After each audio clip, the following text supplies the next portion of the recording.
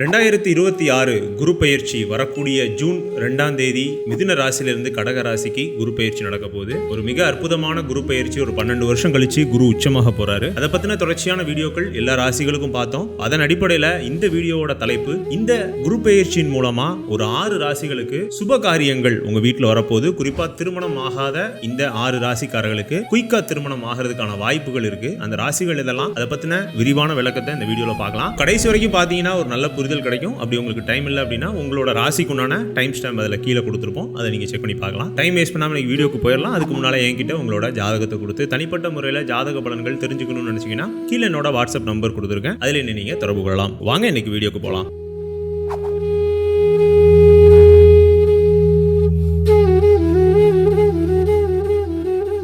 ரெண்டாயிரத்தி 26 குரு பயிற்சியோட ஒரு ஸ்பெஷலான விஷயம் என்ன அப்படின்னு பாத்தீங்கன்னா, இந்த குரு உச்சமாக கூடிய ஒரு தன்மை. கிட்டத்தட்ட ஒரு 12 வருஷம் கழிச்சு குரு உச்சமாகி எல்லா ராசிகளுக்குமே நன்மைகளை செய்ய போறாரு. அதுலயும் குறிப்பா சுப காரியங்கள்னு சொல்லக்கூடிய திருமணம், வீட்டுல நல்ல விசேஷங்கள் வர்றது, அதே மாதிரி குழந்தை பிறப்பு, இந்த மாதிரியான நிறைய மன மகிழ்ச்சிக்கு உண்டான அகம் சார்ந்த முன்னேற்றங்களை இந்த குரு பயிற்சி கொடுக்க போகுது. அதுல குறிப்பா ஒரு 6 ராசிகளுக்கு திருமணம் சார்ந்த வியாழ நோக்குன்னு சொல்லுவோம் இல்லையா, அந்த வியாழ நோக்கு அப்படிங்கிறது வருது. அப்படியே அந்த ராசிகளை வரிசையா பார்த்துருவோம். இதுல முதல்ல வர்றது ரிஷப ராசி.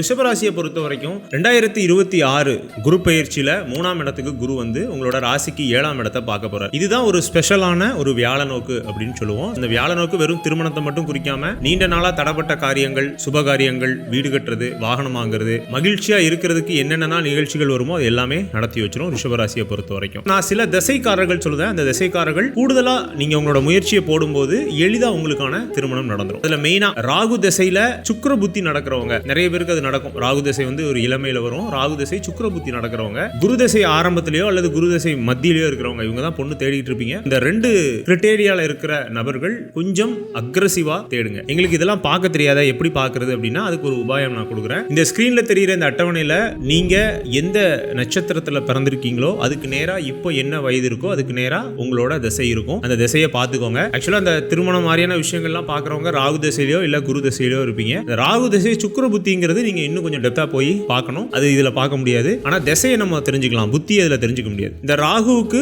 குரு அல்லது சுக்கரனோட பார்வை சேர்க்கை கிடைச்சதுன்னா இன்னும் கூடுதல் பலம். நீங்க எடுக்கக்கூடிய முயற்சிகள், அதாவது திருமணம் சார்ந்து எடுக்கக்கூடிய முயற்சிகளுக்கு கூடுதலான நன்மைகள் அப்படிங்கிறது வந்து சேரும். திருமணம் மட்டும் இல்லாம நிறைய நல்ல விஷயங்கள் ரிஷபராசிக்கு இருக்குது. அதை பத்தின முழுமையான வீடியோ நம்ம இதுக்கு முன்னாடி அப்லோட் பண்ணிருக்கோம். டெஃபினட்டா போய் பாருங்க. குரு பயிற்சிக்கான எல்லா ராசிகளுக்குமான வீடியோக்கள் அப்லோட் பண்ணியாச்சு. நீங்க உங்க ராசிக்கு உண்டானதை போய் பார்க்கலாம். அடுத்த ராசி கடகம். கடகம் கடந்த ஒரு 3 வருஷமா அஷ்டமத்து சனிங்கிற ஒரு கொடூரமான ஒரு காலகட்டத்தில இருந்து இப்ப தான் தப்பிச்சு வாரீங்க. உங்க ராசியிலேயே குரு வந்து உச்சமாக போறாரு. உங்க ராசிக்கு 7ஆம் வீடான அந்த களத்திர ஸ்தானத்தை உச்ச குரு பார்வை செய்ய போறார். இது ஒரு நல்ல நேரம். நீண்ட காலமா இழுபறியா இருந்துட்டு வந்த திருமணம் மட்டும் இல்லாம மற்ற சுப காரியங்கள், குறிப்பா குழந்தை பிறப்பு, ஏன்னா 5ஆம் இடத்துக்கு குருவோட பார்வை பதியுது. நிறைய நல்ல விஷயங்கள் கடகராசிக்கு இந்த குரு பயிற்சியின் மூலமா நடக்க போகுது. இதுல நிறைய பேர் சொல்லுவாங்க, ஜென்ம குருவா இருக்குத இது நன்மை செய்யுமா அப்படின்னா, இந்த ஜென்ம குருவுக்கு ஒரு விசேஷ பலம் கடகத்துக்கு உண்டு. ஏன்னா கடகத்துல உச்சமாகக்கூடிய குரு அப்படிங்கிறதுனால அந்த ஜென்ம குருவுக்கு உண்டான தீய பலன்களை அவர் கொடுக்காம நன்மை மட்டும்தான் செய்யக்கூடிய ஒரு பாத்தியம் கிடைக்கும் அவருக்கு. அதே மாதிரி அங்க இருக்கக்கூடிய நட்சத்திரங்களை பாருங்க. குருவோட நட்சத்திரமும் அதுல இருக்கும். புனர்பூஷம் அப்படிங்கிற குருவோட நட்சத்திரம் இருக்கும். அது மிகச்சிறந்த அமைப்பு. பூஷம் ஆயில்யம் இருந்தா கூட குருவோட நட்சத்திரமான புனர்பூஷத்துல தான் கடகராசி ஆரம்பிக்கும். அதனாலேயே இந்த கடகத்துக்கு ஒரு தனி பலன் உண்டு. கடக ராசிக்கு இந்த குரு உச்சமாகிறது ரொம்ப நல்லது. அடுத்து இந்த லிஸ்ட்ல வரக்கூடியது கன்னிராசி. கன்னிராசியை பொறுத்த வரைக்கும் 7ஆம் அதிபதினு சொல்லக்கூடிய குரு 11ல போய் உச்சமாகி திரும்ப தன்னோட 9வது பார்வையால 7ஆம் இடத்தையே பார்க்கிறார். இது ஒரு மிகச்சிறந்த அமைப்பு. வாழ்க்கையில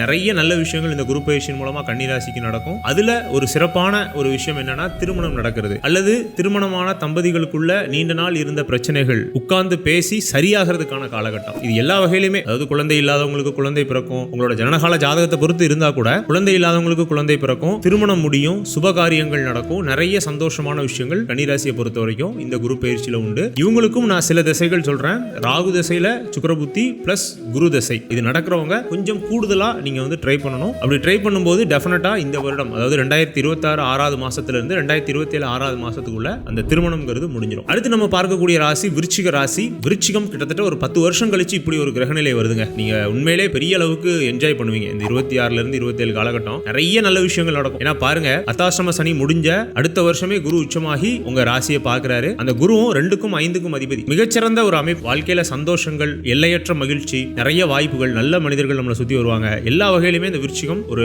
பெட்டர் ஒரு இடத்துக்குள்ள இந்த வருட குரு பயிற்சிக்குள்ள போகும். அதே மாதிரி திருமணம்னு நம்ம இந்த சப்ஜெக்ட் எடுத்ததுனால திருமணம் சார்ந்த முயற்சிகளுக்கு இந்த வருடம் 100% நமக்கான ரிசல்ட் கிடைக்கும். நீங்க முயற்சி போடணும் இல்ல, அது ரொம்ப முக்கியம். ஏன்னா என்ன இருந்தாலும் சனியோட பார்வை 7ஆம் வீட்டுக்கு இருக்குது. இப்ப மற்ற ராசிகளுக்குலாம் 7ஆம் இடத்துக்கு குருவோட பார்வை நேரடியா இருந்துச்சு. இப்ப நம்ம பார்த்த ரிஷபமா இருக்கலாம், கடகமா இருக்கலாம், கன்னியா இருக்கலாம், எல்லாத்துக்குமே 7ஆம் இடத்துக்கு குருவோட பார்வை இருந்துச்சு. ஆனா விருச்சிகத்துக்கு வந்து 7ஆம் இடத்துக்கு குருவோட பார்வை இல்ல, உங்களுக்கு ராசியை பார்க்கறாரு. ராசியை பார்த்தாலே நமக்கு வந்து அது வியாழ நோக்கு தான். ஆனா சனி வந்து 7ஆம் வீட்டை பார்க்கறதுனால உங்களோட முயற்சிகளை நீங்க போடணும். முயற்சிக்கு 100% நமக்கு ரிசல்ட் உண்டு. அடுத்தது நம்ம பார்க்க போற ராசி மகர ராசி. கிட்டத்தட்ட 2015 இருந்தே நீங்க நிம்மதியா இல்ல. அது எல்லா வகையிலுமே, வேலையா இருக்கட்டும், தொழிலா இருக்கட்டும், பொருளாதாரமா இருக்கட்டும், இதெல்லாம் பிரச்சனைகள் கொடுத்து கொடுத்து கொடுத்து திருமணமே வேண்டாங்கிற ஒரு நிலைமைக்கு கூட நீங்க வந்திருப்பீங்க. ஆனா இந்த வருடம் 2026 6வது மாசத்துக்கு மேல உங்களுக்கான வாழ்க்கை துணையை நீங்க சந்திக்கிறதுக்கான வாய்ப்புகள் மிக அதிகமா இருக்கு. சோ திருமண பந்தத்துக்குள்ள போக போறீங்க. ஏன்னா 7ஆம் இடத்துக்கு குரு வந்து உங்க ராசியை பார்க்க போறாரு. இதுவும் ஒரு பியூரான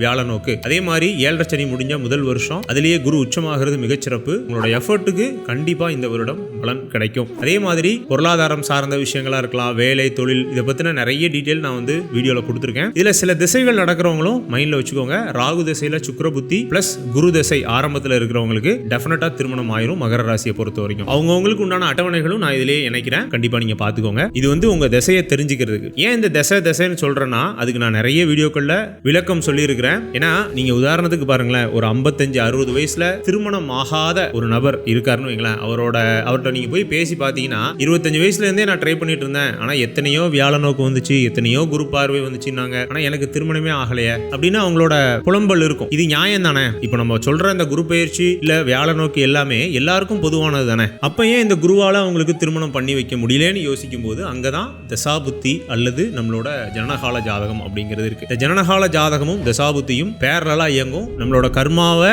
குறிக்கக்கூடியது ஜாதகம், கர்மா எப்போ நடக்கும் அப்படிங்கிறத குறிக்கிறது தசாபுத்தி. மோரோவர் தசாபுத்தியை வச்சு தான் நம்ம அவ்வளோத்தையுமே டிசைட் பண்ண முடியும். அதனால தான் நான் இதை ரொம்ப முக்கியம்னு சொல்றேன். நீங்க கண்டிப்பா ராசி பலனை தெரிஞ்சுக்கிறதுக்கு இன்னும் கொஞ்சம் அட்வான்ஸா தசாபுத்தியும் தெரிஞ்சுக்கிட்டா இன்னும் ஈஸியா உங்களோட வாழ்க்கையில நீங்க அடுத்தடுத்த முயற்சிகளை எடுத்துக்க முடியும். அதாவது சிம்பிளுங்க, நமக்கு என்ன தசை நடக்குதுன்னு தெரிஞ்சுக்கணும். அதுக்கு நான் ஒவ்வொரு ராசிக்குமான வீடியோக்கள்ல நான் அதுக்கான அட்டவணை கொடுத்துருக்கிறேன். அதை நீங்க வந்து பார்த்துக்கலாம். எப்போதுமே நீங்க ஃபாலோ பண்றீங்க அப்படின்னா நம்ம எல்லா வீடியோலையுமே அந்த அட்டவணையை நான் கண்டிப்பா கொடுத்துருவேன். அந்த அட்டவணையில ஏறக்குறைய சரியாவே நீங்க வந்து தசாபுத்தியை பார்த்துடலாம். அப்புறம் அந்த தசை நடக்கக்கூடிய கிரகத்தோட வலிமையை நீங்க தெரிஞ்சுக்கணும். இது கொஞ்சம் கஷ்டம் தான், ஆனா நீங்க முயற்சி பண்ணீங்கன்னா டெஃபினட்டா தெரிஞ்சுக்க முடியும். இந்த மாதிரி ஜோதிட வீடியோக்கள் பார்க்கறது, சின்ன சின்ன ஜோதிட விதிகளை கத்துக்கிறது, சின்ன சின்ன அந்த ஜோதிட நூல்களை வாங்கி படிக்கிறது, இதன் மூலமா ஒரு கிரகத்தோட வலிமையை நம்ம எப்படி தெரிஞ்சுக்கிறது அப்படிங்கறத நம்ம கத்துக்கலாம். வருங்காலகட்டங்களில் ஒரு ஜாதகத்தை பார்த்த உடனே எப்படி பலன் எடுப்பது, இந்த மாதிரியான சில தலைப்புகள்ல கண்டிப்பா நம்ம வந்து வீடியோ போடுவோம். அது உங்களுக்கு உதவிகரமா இருக்கும். ஆனா இந்த ஜோதிடம்ங்கிறது வெறும் நீங்க